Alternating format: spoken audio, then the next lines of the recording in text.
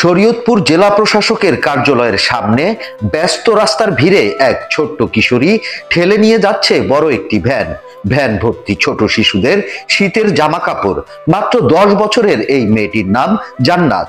দৈহিক উচ্চতার চেয়ে বড় ভ্যান ঠেলে ডিসি অফিস চত্বর থেকে কোর্ট এলাকা সহ এলাকার এক প্রান্ত থেকে অন্য প্রান্তে ঘুরে কাপড় বিক্রি করে সে। জান্নাত জানালো, তার বাড়ি পৌরসভা মুক্তিযোদ্ধা ভবনের সামনে। বাবা ইটের ভাটায় শ্রমিক, 5 বোনের মধ্যে সে মেঝো।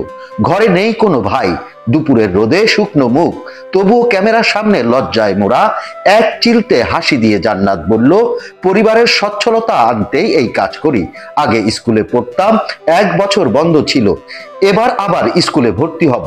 প্রশ্ন জাগে, শরীয়তপুর জেলার অভিজাত এই এলাকাতেই প্রতিদিন ডিসি, এসপি, জজ, ম্যাজিস্ট্রেটদের যাতায়াত। তাদের চোখের সামনে দিয়েই